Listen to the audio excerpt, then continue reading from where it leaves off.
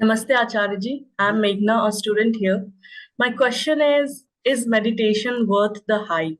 So, we usually associate meditation with spirituality, and I was interested in understanding if it had any physiological effect, a mind body connection of sorts.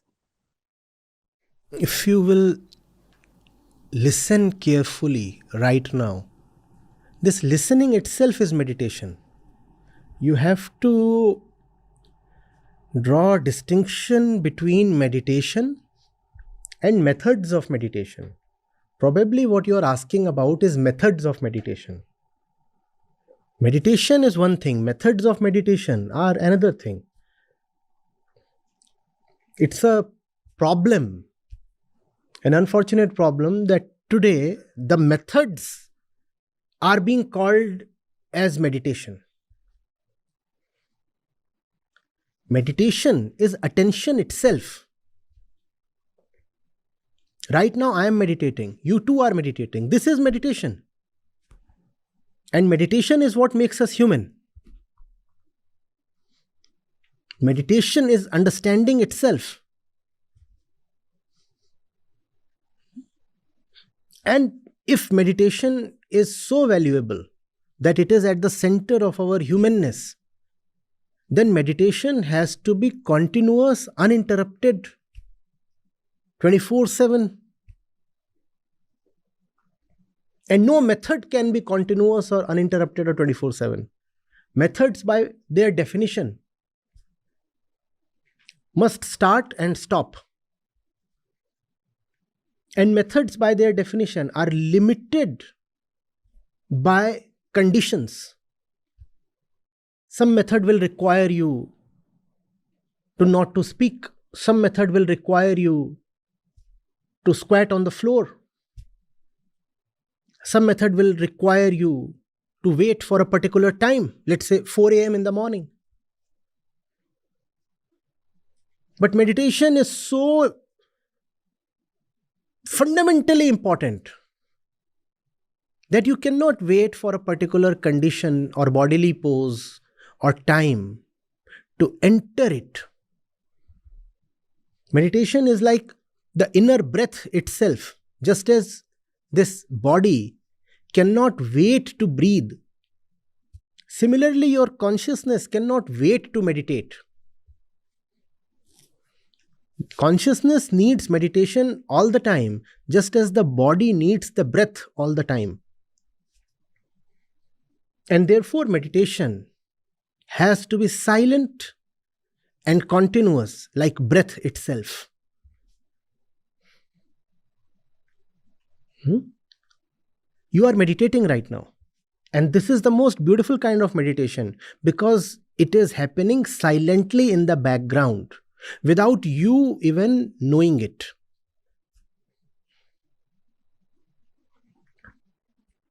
If meditation has to be limited to a particular time or a particular condition, then it will be unfortunately broken all the time, no? If you have to close your eyes while meditating, then how will you meditate while driving? And don't you need to meditate while driving? What is all the road rage about? If people were meditative, would they drive the way they do? But you have been told, your favorite teacher is telling you that, you need to meditate by doing this. Now, if you do this, then there's a problem on the road. And if you don't meditate at all, then again there's a problem on the road. Problem both ways, which means there is something wrong in the fundamentals, in the definition. Meditation is a way of life. Meditation is the most beautiful love affair you can have. People talk of romance. Why not romance the truth? Romance is your unending date with the truth. You see, when you are on a date, it's not as if you are looking at the other person all the time. No? Especially if you're meeting that person frequently. It could be a working date then. Fine, let's meet somewhere. Let's sit across a table. You have your own laptop, I have mine, and we work. And that's a date. So even as you are doing something on your laptop, a certain nearness is there, a certain togetherness is there, right? Now that's meditation. I might be doing anything, still I'm close to you. Closeness does not mean that continuously we are looking into each other's eyes. No. You are doing your own thing, I'm doing my own thing, yet we are together. That's meditation. Throughout the day, I'm doing my own thing, yet I am with the truth. Ma'am, when do you do the truth? I never do the truth. I'm always with the truth. I'm doing something else. I'm doing something on my laptop, but I'm with the truth. Now that's meditation. Irrespective of what I'm doing throughout the day, I'm with the truth. That's meditation. And this meditation is not subject to the limits of the various methods. All methods are limitations. Some method will say that you must have a rosary. Some method will say you must have something else. There are like hundreds of methods of meditation. They are for rank beginners. They are just to give you some little flavor of inner peace, so that you are encouraged to plunge neck deep, nose deep, head deep into the real thing. If the flavor is great, will you not buy into an entire basket of the product? Please tell me.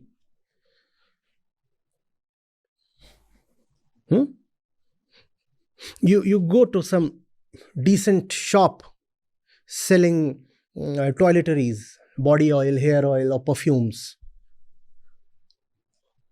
The first thing they'll take you to is samples. And what will they do there? Ma'am, try this one. And a little bit sprayed on you. You're not supposed to be satisfied with this much.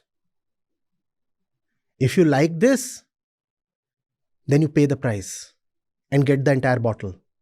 That's meditation. And all that we do in the name of meditation is this. Okay, I want to try that one now. This. And having tried all these, you get some little aroma and you get satisfied with this and you walk out and say, I have fooled the shopkeeper. Next day, you again walk in and say, I want to try that one. No, don't spray it here, spray it here, spray it here. Surely you don't have much appetite for love. You get satisfied with too little. You must have a giant appetite for love. I'm not satisfied, I want more. Give me more. Madness of love, that's meditation. Not something dry, not something ritualistic, not something time-bound. If I love you, how can I be away from you even for a split second? That's meditation.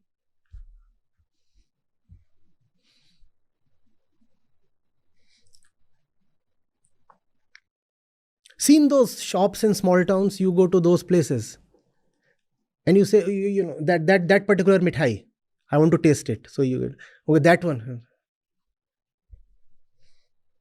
And that way you quench your appetite and walk away without paying anything. This reluctance to pay up is called methods of meditation. This stinginess and this dishonesty is methods of meditation. You're thinking you have cheated the shopkeeper. No, you have cheated yourself. If you really loved the barfi, why didn't you pay up? That little piece was meant to convince you that the entire kg is worth the price. No? But we meditate for 30 minutes every day and say, this is it. 30 minutes every day. What kind of loveless person would this be? If you loved those 30 minutes, why did you let the thing stop? You sat down with your eyes closed and you say you loved the peace you got, then why did you open your eyes and get up? If you really loved the peace you got while sitting in meditation, why did you then open your eyes and get up? No, because I have my worldly responsibilities to take care of. Then you love your worldly responsibilities more than you love meditation. Are you even a man then? You are a social slave. No, but you cannot meditate all the time. A fellow has a shop to run. Then you are not a meditator, you are a shopkeeper. And your entire meditation is devoted to your shop.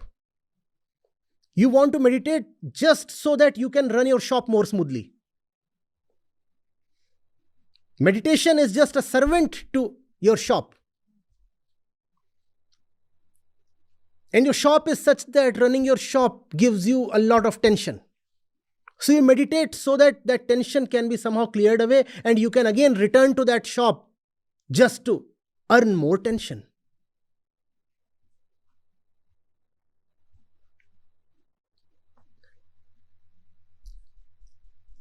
If someone uses a method of meditation for 10 days, 20 days, 2 months, that's possible. But if someone says he has been into one particular method of meditation for 20 years, this fellow is crooked. Why did your meditation not turn into a subtle and silent love affair? Why did it not become your breath and your heartbeat? Why did it remain a mere method?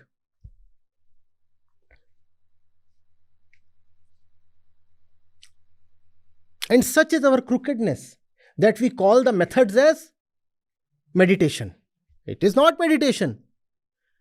It is a trick. How can be a trick with the truth? In fact, by calling a trick as the truth, you are trying to trick the truth. That's what a method of meditation is. You are trying to trick the truth. You are saying, I can use a particular method and get you. You are so inflated in your ego that you think that you can even trick the truth. The truth demands unconditional and continuous surrender, not some trick. 24/7 you have to be devoted to the truth itself. That's meditation.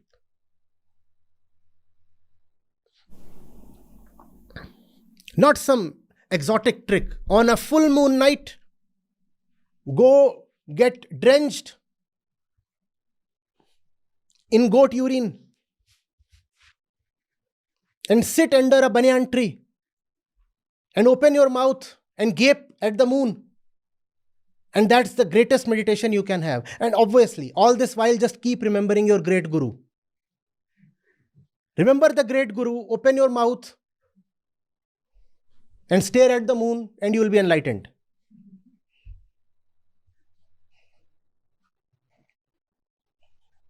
Such a fool the ego is, it tries to fool the truth. It thinks by doing these kinds of cheap tactics, it will come to salvation.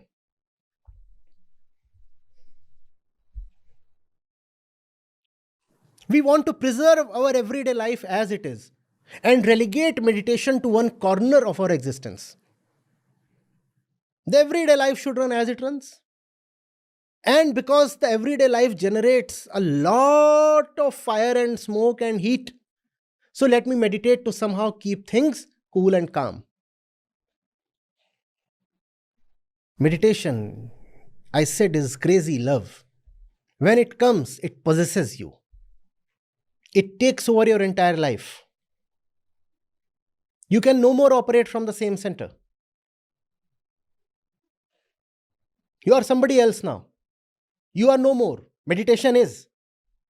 Meditation is the master. It commands you. You are the servant. And it commands you all the time. You don't speak. Meditation speaks through you. You don't even know what you are saying. Because you are not doing the talking. Somebody else is talking through you. That's meditation. You are the servant. But when you apply a method of meditation, then you are the master. The ego wants to be the master, whereas it deserves to be a slave.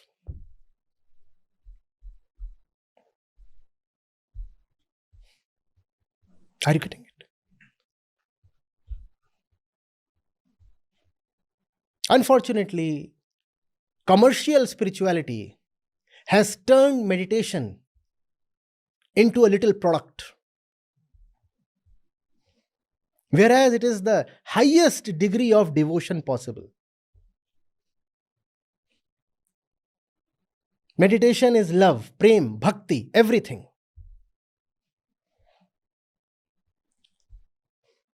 And meditation is nothing special or unique.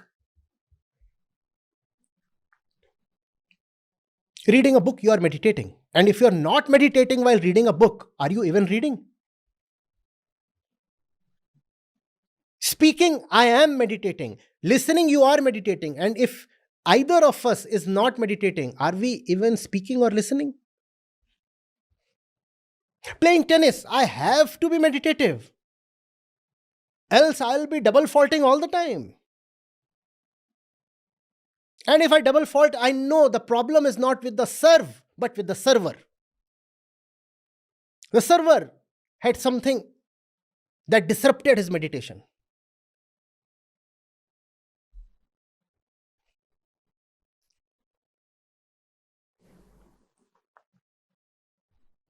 Baking bread, you have to be meditative.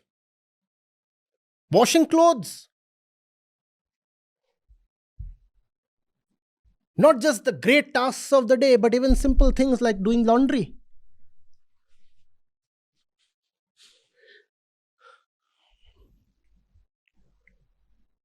Do you want to be with your sweetheart only when you are doing the great things? Or do you want to be with him or her all the time? That's meditation.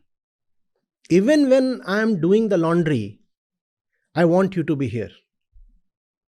Where? Here. Not somebody next to you.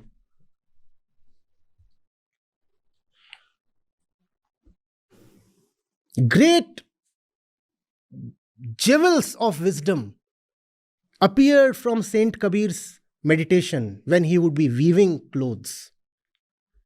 What is he doing? Just weaving, like an ordinary weaver. But he was with his beloved. And from that, what we get is the highest pieces of wisdom humanity ever had. My hands are busy with the warp and the weft and the shuttle. But my mind is with the beloved. And from there, you get the bhajans, the abhangs, the shloks. Most of those pieces were not written in solitude. They were spontaneous pieces of exuberance. While the speaker was actually involved ostensibly in something else. Doing something else, he says something, and it turns out to be the highest thing you can ever hear. That's meditation.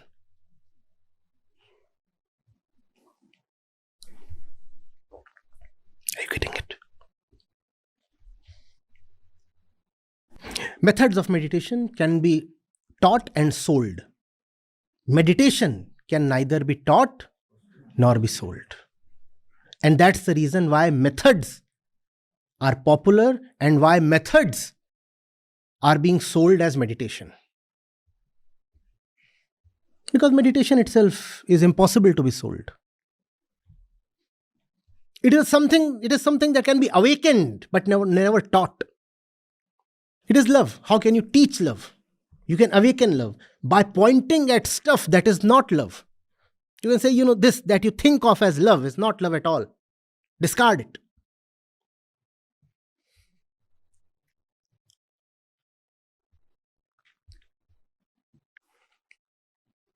Going through the market, just pulling water from the well, or just cooking some food,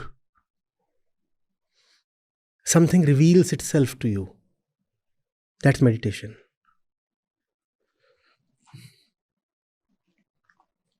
Hmm?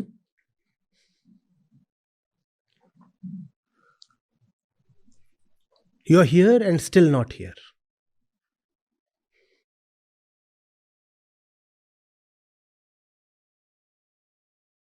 You're looking at something very ordinary and you're seeing something supremely extraordinary. You're looking at the surface of things and the core is revealing itself to you.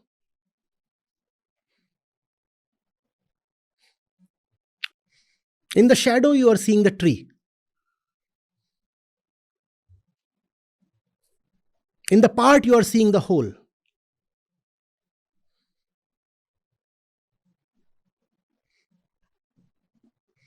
That's meditation.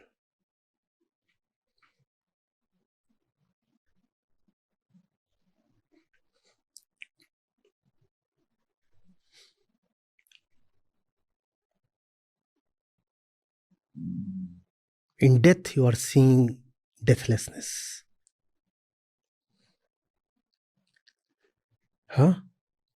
In words, you are listening to silence. That's meditation.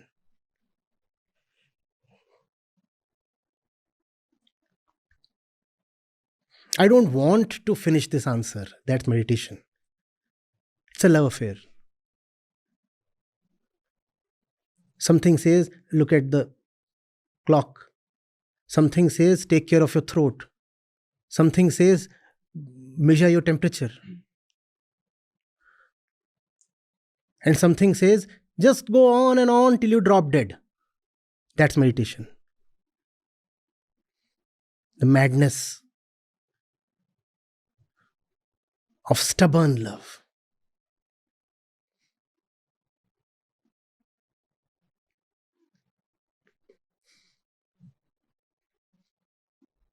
Thank you, sir.